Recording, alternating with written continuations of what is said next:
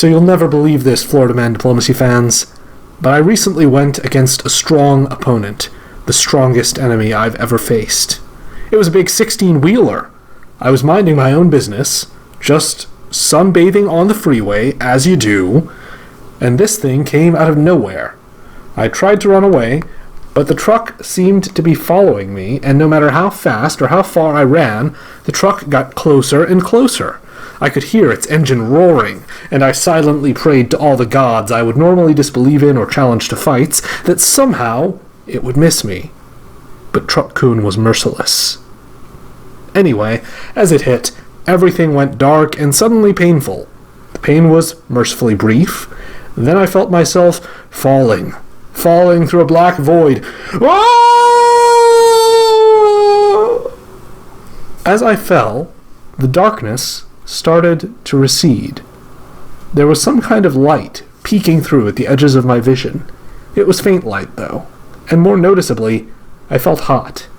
Very, very hot. Like I was on fire or something.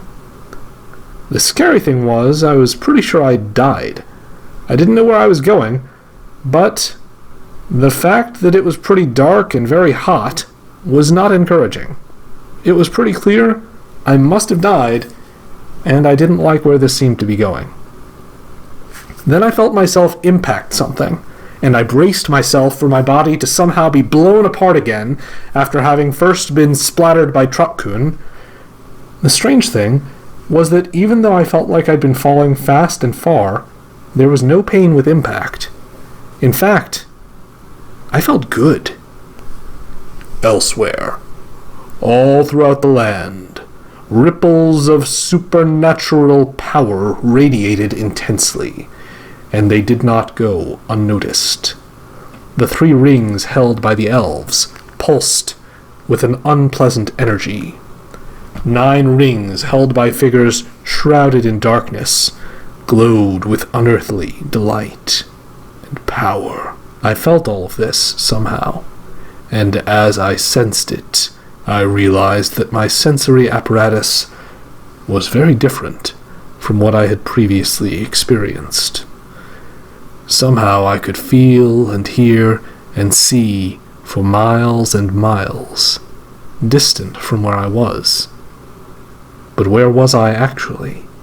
The question began to raise itself as I realized I had supernatural senses. How could I sense all of this? And therefore, where were my sensory organs located? What sensory organs did I have, that I could now sense and feel some apparently magical rings, and see and feel things leagues apart? I didn't seem to sense any body parts with these senses, strangely. It was as if I was only perception and will, lacking the sense that humans call proprioception, the sense of awareness of one's body. After some creative thinking, I managed to at least figure out what exactly I looked like by using this world's moon as a gigantic mirror. It was at this point that I realized that my physical form was that of a great, flaming black and red and yellow eye, ominously perched atop a tower. Oh, crud, I thought. I think I might have been reborn as a Dark Lord.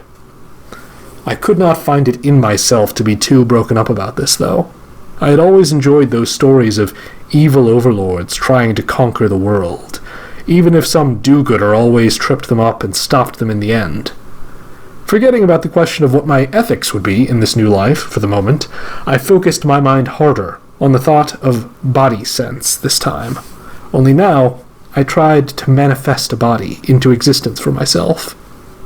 It's hard to describe how I knew I could do this, but somehow, once I had seen my form reflected, I knew I was a being of great and phenomenal power, and some memories began to creep into my mind. Memories of conquest, memories of hiding for years in swamps and darkened places, and memories that included me having a physical body. With a single, sharp effort of will, I found myself embodied within the tower itself. I felt the presence of my great eye blazing above me, but my attention focused itself on where I was now. a body that was mainly metal and shadows, but also included flesh black as corruption, or at least one dark hand with a single missing finger. And as I felt my presence in the room, I felt the presence of 9 figures with me, all dressed in black. They had silently gathered as my body formed, I realized, the sense information hitting me on a slight delay once my new body had constituted itself. They knelt in a ring around me. I felt in my bones that I owned their absolute submission and obedience. "What is your will, my master?" spoke the largest and most terrible of them. A figure wearing a hood over an obviously ancient crown. I felt more memories rushing through my mind, as though having a physical body hastened the process of me adapting to my new world, my new life. As I digested the bitter memories of past defeats, I resolved to take a different approach to this world than the malevolent being whose body I now inhabited. His mistakes did not have to be mine. He had tried to take on the world. Over and over again, he had waged war on all of creation. I saw immediately the problem. It wasn't the goal that was the issue. It was the execution. It was just too much. No one could take on the world all at once, by himself. I spoke at last. "Diplomacy," I said. "I want to engage in diplomacy." From here, things moved very quickly. The 9 who knelt, despite their submissive postures now, had all been leaders in the realms of men for years before they became my thralls. I sent 7 of them out to act as my emissaries. 1 I kept back to lead my armies into battle as needed, and the final one, formerly known as the Witch King of Angmar, assured me that he understood what I really wanted, and to aid me in my quest, he would retake control of the kingdom he had long ago left behind in the far north, raise his armies, and begin scouring the world in search of that terrible power, that artifact of darkness, that would complete me. "Sure," I said. "I mean, go forth." With my emissaries in place, the world became aware that Sauron and the Kingdom of Mordor were open for diplomatic business, and thus the games began. It was the year 3001. My first contact was with Angmar, naturally. He swore to continue being a loyal servant, despite now having his own country under his power once more. I proposed that our first priority should be to sow division among the scattered powers around us, since only once they were divided could we conquer. And I said I would have more specific proposals once my spies reported back from within the other lands. I encouraged him to let me know of what he was hearing as well. He very quickly reported back that Isengard and Arnor were going to divide up everything to the west of the mountains. Rohan and Gondor seemed like natural allies, with the mountains separating them and easy expansion in other directions. And he assessed that the dwarves were probably going to try to kill the elves, or perhaps they were bluffing, and they were going to try and kill Angmar. He planned to work with the dwarves in the Iron Hills, or the elves against the dwarves, whichever looked strongest in the end. My diplomacy with the other great powers was similarly cordial and generous on my part. I carefully conveyed my benevolence and wisdom, as well as my terrible wrath that would befall any who betrayed me. I spoke with the dwarves and proposed to aid them however I could, considering that they must be somewhat disadvantaged by their forces being divided across several regions. They asked for rings of power, and I bribed them appropriately. I spoke with the elves and offered them much the same as what I had offered the dwarves, since they were also scattered around the map, with the alarming difference that the elves claimed someone was pushing for them to go and attack Dol Guldur, a Mordor home center located too far away from my main body for me to defend. The elves claimed the encouragement came from at least Gondor and Rohan. Arnor was very quiet, and communicated a couple of sentences per day, which was not encouraging. I even shared with him the rather salacious gossip that someone was pushing a certain scattered people toward war with Mordor, but he said basically nothing in response. It was a little frustrating to feel as if I was talking to a wall, so I moved on to other targets. I communicated with Saruman the White in Isengard, to whom I offered my assistance in growing more powerful. He suggested we would likely work together a little later, and asked where I was planning to go early on. I said I was planning to go for Gondor, unless the elves attacked, and he asked if I'd worked something out with the elves about Dol Guldur. I replied, "Only time will tell. Not all are as honorable as I, but we will see if my negotiating partners keep their word." He ultimately admitted that the elves had mentioned the idea of taking Dol Guldur to him, and that he had expressed that he had no problem with it, and he refused to reverse this stance for the prospect of future collaboration, which was a little disappointing. I spoke with Rohan, who proposed an alliance very quickly. He made specific and concrete plans for how we might defeat and divide up Gondor. However, after I had agreed to his plans, he informed me that he had a better offer, and we put a pin in those negotiations. At least he was honest enough to admit that we were not going to be working together anytime soon after all. I spoke with Gondor and proposed an alliance against Rohan, whose king, I was well informed, was not in very good condition right now, his mind having been weakened by the influence of nefarious forces of unknown origins. The steward replied that he was slowly growing more corrupted under my influence, and shifted to asking how we would go about dividing up the neighboring neutrals. He thought Osgiliath in particular seemed designed to be fought over. I responded as follows. "We see a solution. We have no wish to fight our brethren of Gondor. We want to branch out to north and south rather than west. We only need border security in order to accomplish this. Our proposed solution to the potential conflict: you will wait to move into Osgiliath until fall, and you will face no resistance. This removes any danger that your unit would feel a temptation to simply walk into Mordor.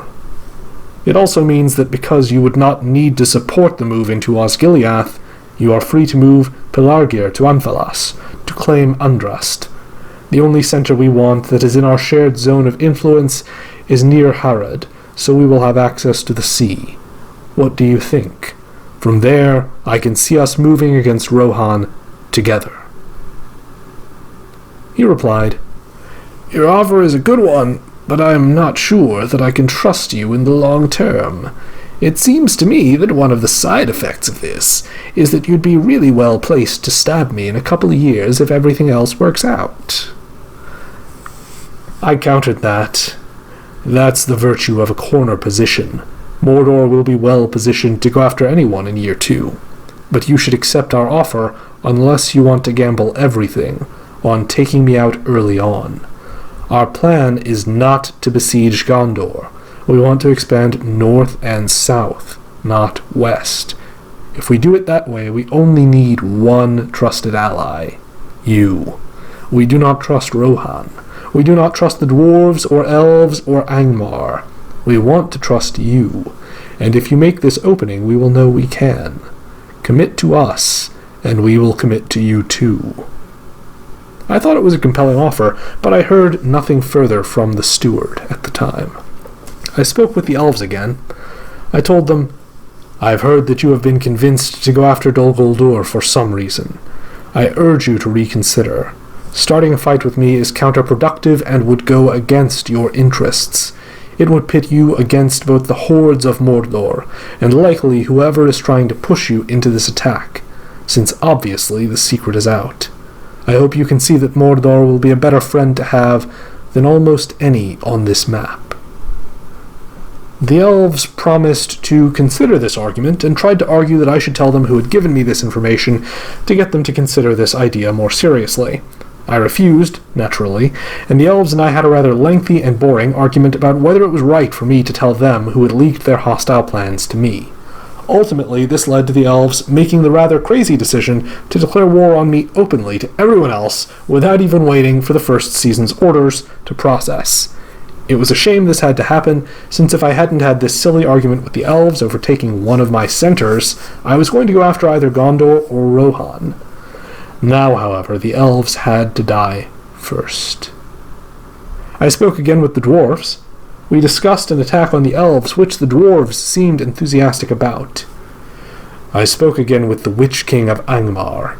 I informed him I had word that someone, perhaps more than one someone, had been pushing the elves toward an early attack on Mordor. Possibly Gondor was being involved in this attack as well, and we would become vulnerable under a coordinated assault. I instructed that his diplomatic approach to the elves should include encouragement to befriend Mordor, and I pledged to likewise work on the dwarves and elves on his behalf, in the view that despite their scattered forces, those two powers would become pivotal on this map. He said that he believed the dwarves were hostile to both the elves and me, and someone had convinced the dwarves that I was heading north. He hadn't spoken much with the elves, who he said were quiet with him. His big preoccupation was the possibility of an Isengard-Arnor alliance that would take all the territory to the west of the mountains and become unstoppable later, he claimed. He asked me to play nice with Rohan, so he would hopefully feel all right to put pressure on Isengard. I agreed easily, since I had no reason to expect I would be in a position to attack Rohan any time soon anyway, with the elves clearly my primary target at this point. When Spring 3001 orders processed, I saw that the elves were indeed moving toward Dol Guldur as expected, and the men of Gondor were clearly attacking me. What had poor, sweet, gentle Sauron ever done to them? Rohan, meanwhile, moved in a very inoffensive way that would not make anyone an enemy, while Isengard, Arnor, and Angmar all moved toward the vacant elven and dwarven centers out west. I was surprised that neither the elves nor dwarves were able to do anything to keep hold of those centers through diplomacy, and the dwarves moved toward Angmar. After Spring 3001, I felt the destruction of Mordor was imminent if the first season was anything to go by. How could I have played things so very wrong? Sauron was supposed to be charismatic and intimidating, so very possibly I was simply failing to fill those shoes, but I appeared to have spontaneously generated enemies. The elves became hostile simply because I confronted them about their plan to occupy Dol Guldur, which was a plan to attack me, and because I refused to tell them who ratted them out. The dwarves were barely talking to me. The Witch King of Angmar seemed to be pretending to be a good little minion, but it had quickly become clear I had little influence there. He was doing nothing that would help me, and frankly very little that seemed likely to help himself. He expressed his surprise that Rohan moved away from Isengard, said the elves weren't listening to him, claimed Arnor was going to undermine Angmar's position, and ultimately concluded that he was going to go and become the servant of Isengard. Rohan had disappointed me in spring, but might be my best hope, since Gondor seemed to just be throwing itself against me like I was actually a force of evil who had to be vanquished. I thought my messages to Gondor were really some of my best work, so Rohan, I assumed, must have been very effective at dividing us. Rohan had learned at least some of the great tricks of diplomacy from me, and dividing Gondor and Mordor in order to conquer is what I would do in his place. Dividing people is usually my specialty. We had few dealings with Arnor, and Isengard seemed unimpressed with our diplomatic outreach thus far. This game was a fixer-upper for my present position if I'd ever heard of one, and I couldn't imagine the fall bringing really good news. Perhaps I would make an early exit as the Dark Lord. Admittedly, it might be dramatically funny and fitting if the forces of Middle-earth wiped out Sauron before they began squabbling amongst themselves, or even if they simply called it a draw after they killed me off. But hope springs eternal, even for evil. Maybe fall would not be the disaster I foresaw. Leading up to fall, I tried again to convert Gondor into an ally. Since he had not responded to my messages, I said, "Since you do not respond to my messages, we will continue fighting, I suppose. I would rather see the armies of Gondor and Mordor march north, hand in hand." This time, he had a newly contrived reason for not working with me. He replied, "I'm sure you would, but I don't think an alliance with you is going to benefit me. You have the elves and Rohan, both dedicated to bringing you down, and no apparent allies. Why wouldn't I work with the stronger side?" I tried to do him a favor by pointing out that I might have invisible influences elsewhere that would work such a change in the diplomacy of this map that he would be left in the dust. I said, "No matter how loudly someone proclaims their enmity for someone or their friendship for another, look to their actions, I say. Do the elves and Rohan look like they're on the same team? If not, why would they be hostile to one another and to me at once? I bring this up not because I'm worried about an occupation of Mordor, but because I like your straightforwardness. When you planned to fight me, you simply stopped talking. I dislike being deceived." With the fall processing, you can see that things didn't go as badly as they might have. The elves stole the sacred land of Mordor, Dol Guldur, but I at least gained the neutral center of Emyn Muil. And thanks to Rohan tipping me off as to Gondor's plan of attack, I bounced the attempt by Gondor to take the Black Gate. I wasn't quite sure what I'd done to earn Denethor's hostility to this degree, but I was certainly going to repay it in kind. Rohan took Lothlorien from the elves along with a neutral, while Isengard took a dwarven center and Arnor and Angmar clashed over a western elven center. The Witch King having fumbled 3001 rather badly, he lost centers to both the dwarves and the elves, with the dwarves notably beginning to set up a strong corner position. Following Fall 3001, my impression was that Mordor might have an ally in Rohan. I could easily envision him giving others similar assurances right now, but if he were to attack me next year instead of Gondor, at this point I would be very surprised. He hadn't yet answered my questions about his spring moves, which made me slightly skeptical of him, but his opening was clearly not anti-Mordor, regardless of what he might have told Gondor, and I had no choice but to work with him given Gondor's stubbornness and given the information that Rohan had given me. If Rohan had misled me, he and Gondor would probably defeat me. If they worked together going forward, they would probably defeat me.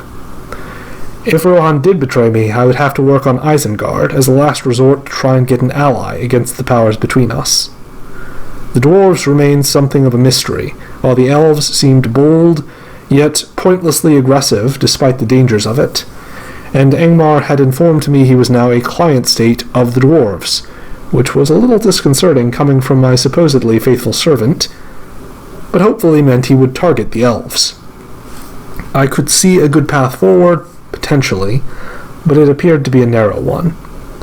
Angmar was clearly not going to be very useful.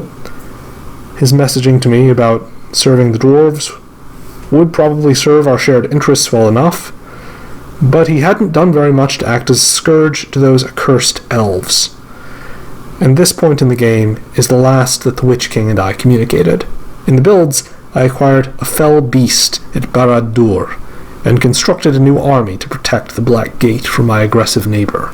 In spring 3002, Rohan and I both attacked Gondor, driving him back from the dead marshes and beginning to invade his homeland. The elves continued to attack Angmar while the dwarves began to work with him and support him against the elves. Isengard likewise attacked the elves, who at this point seemed to have made too many enemies much too quickly, considering that I, the power they had declared war on, had not even attacked them yet. After spring 3002, with Rohan having moved, I had a certain degree of confidence that he wanted to remain on good terms with me at least for now. It was equally clear that he was not willing to tell me everything, because he changed the key moves we were discussing without saying anything before the orders processed, but he also didn't change them in an anti-Mordor way. I assessed him as the only semi-trustworthy ally I had, since despite the dwarves trying to sound friendly, Rohan was really the only one moving in a way intended to directly help me. I determined that I must continue with his path forward in fall 3002, unless I were to unexpectedly see something better. Maybe Gondor would see the light of Sauron's righteousness and switch sides. Perhaps not something I should hold my breath waiting for, though. He had been kind of stubborn, after all. The dwarves were at least saying all the right things. Following the stumbles by Angmar, dwarves said, "My lord, I have handily dispatched your more incompetent of servants, and now stand poised to deliver a decisive blow to the elves."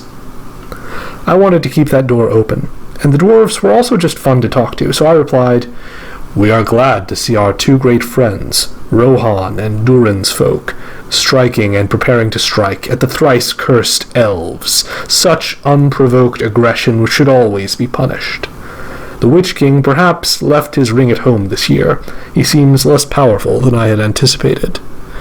Alas, we are fending off an incursion from Gondor now, more persistent than effective, but still dangerous despite the simplicity and bullheadedness of the attack. So Mordor's forces may be slightly delayed in reaching Dol Guldur. We will see to it that you are rewarded as such an ally deserves, though." Rohan and I were planning moves together directly at this point. In fall 3002, we continued our joint invasion of Gondor's territory, but the stewards surprisingly fought us off fairly well. With spring 3003, Rohan and I pushed forward more successfully into Gondor, and we also prepared to at last retake Dol Guldur from the elves, who were otherwise pretty much finished without my having to lift a finger. Dwarves, Arnor, and Angmar were all taking turns beating up on the elves' frail bodies, which was admittedly rather gratifying to watch. With fall 3003, the elves were at last evicted from Dol Guldur, and I experienced continued growth from Gondor.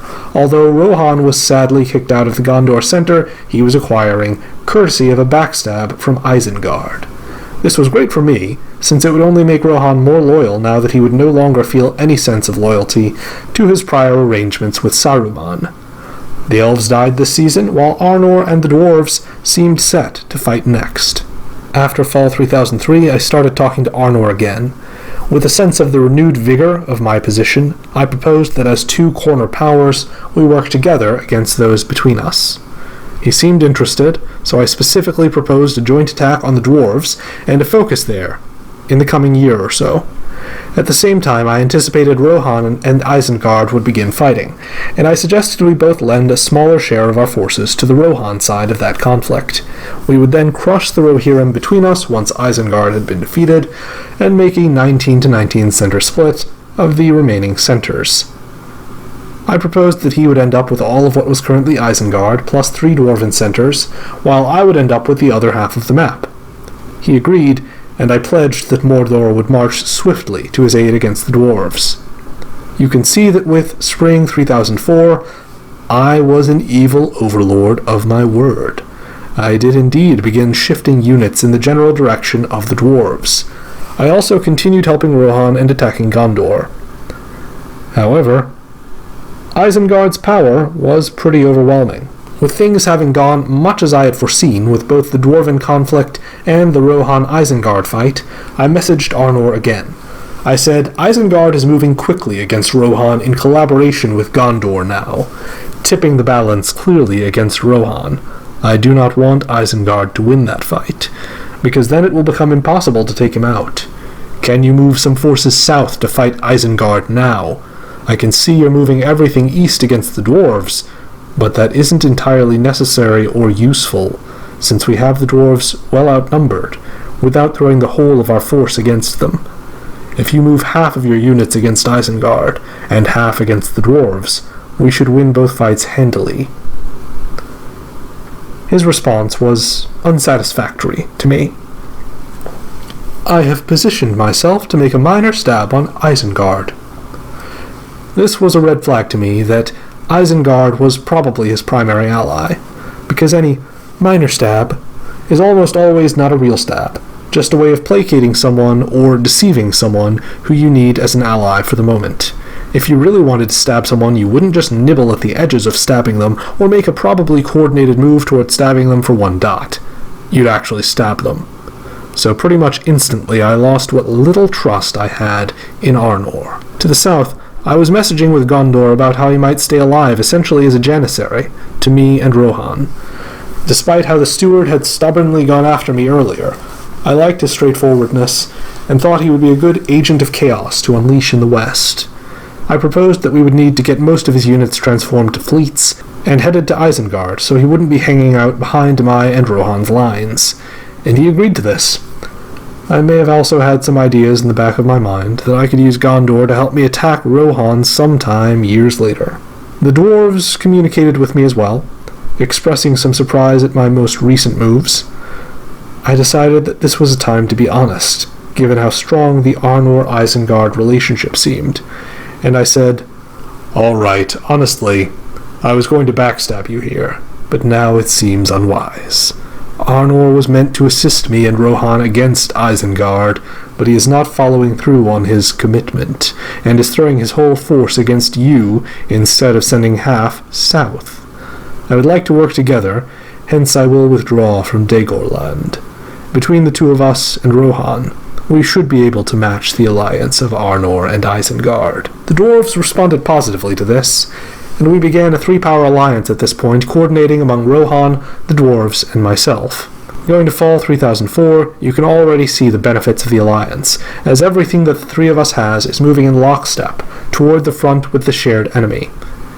Going into 3005, Arnor started talking to me again, a little out of nowhere, very suspiciously, asking me what I was doing next, if I was going for Mirkwood, and if I was taking Wayne or Gondor was getting it. I answered vaguely because there was no reason to give him much information. I was frankly surprised he still seemed to think I might trust him with key intelligence. The battle raged on, with 3005 functioning as a year in which the Eastern Alliance managed to push further west and began forming a more cohesive line against the enemy. Following Fall 3005, Arnor was more accusatory. He asked me directly, "Why are you now supporting the dwarves?" I responded, "Why was your stab of Isengard not really a stab of Isengard? I was poised to attack dwarves." He said, "You haven't made a move against the dwarves. How am I to trust enough to stab my only ally?" I said, "I moved units north to attack the dwarves, and you made a pretend stab of Isengard the following season. I knew it was fake.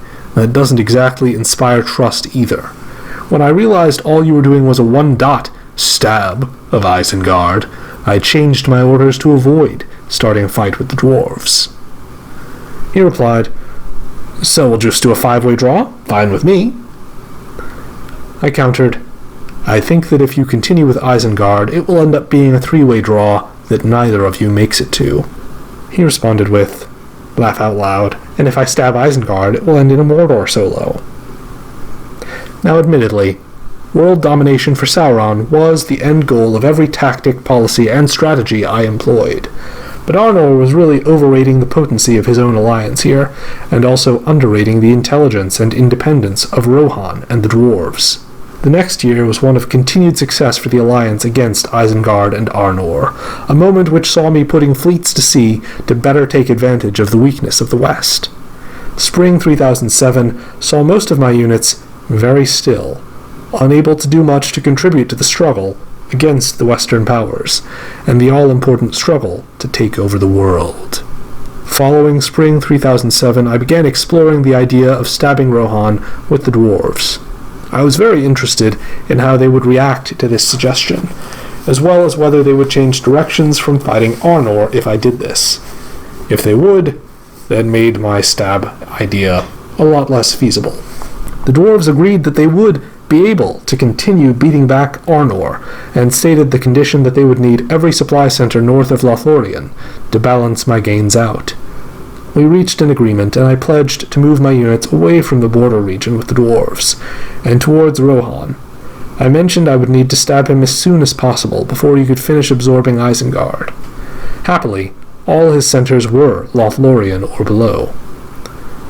Then the dwarves said something that raised a red flag for me. "Are you planning on moving against them this season or starting next year?" I said, "I was on the fence. Did you have a recommendation?" And the dwarf said, I think that it could be best executed next year." So I verbally agreed, but at this point the dwarves had all but told me that they were not on my side. They had already said they could keep on pushing Arnor back without my help at this point, so asking for that information was revealing. They were either trying to get the timing so that they could warn Rohan, or so that they could be ready to attack me in advance along with Rohan. There seemed no likely favorable alternative to those possibilities. So I added the dwarves to my list of enemies, which at this point, sadly, included the entire map that wasn't Mordor. So, sadly, in fall 3007, I walked into one center each, belonging to Gondor, Rohan, and the dwarves. It was a nice jump upwards, albeit not as much of a leap as I might have liked.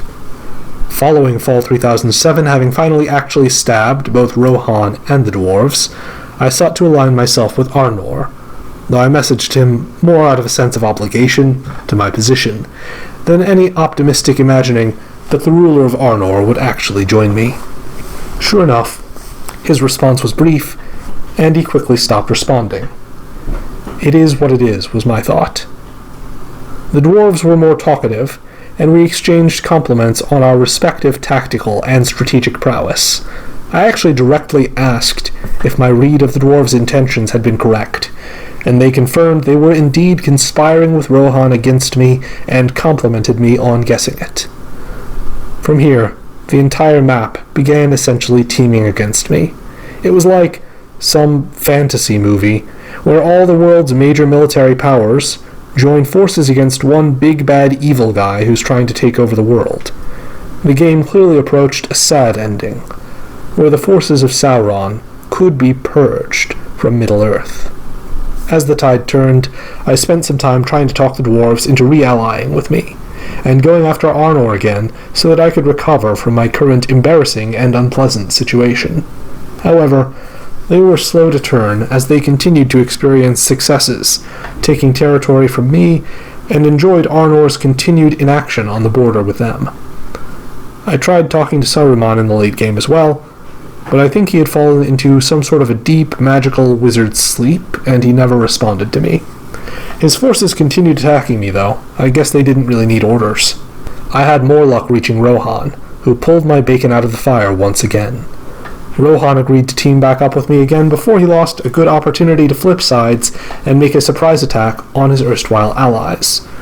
All he asked for was one more Mordor center, Emyn to bring us closer to parity, and considering my lack of any other allies or viable options for allies, I was willing to oblige. So with fall 3009, we resumed the good old-fashioned alliance of Sauron and Rohan. From there, the game was almost purely tactical. I think I fought well enough on my remaining fronts, but the power of my Dark Kingdom had been permanently diminished by my defeats at the hands of the forces of good. When the game ended in a draw in 3011, I was not quite the board top, with that honor having gone to my partner, Rohan. Thank you for watching, Florida Man Diplomacy fans. This has been an alternate universe version of Lord of the Rings, a hard-fought war. I hope you enjoyed it, and I look forward to your thoughts in the comments. If you enjoy these videos, I hope you'll show it with a like, and by joining the roughly half of my viewers who are subscribed. And I also support putting your hands together for the thoughtful and generous people whose names now appear on screen, our wonderful patrons and translators. You too can join the Alligator Army by clicking the link to join my Patreon in the video description to gain access to a world of exclusive Diplomacy Podcast episodes and occasional videos available only through my Patreon, as well as early access to all YouTube content. I'd buy that for $1. Till next time, Florida Man, out.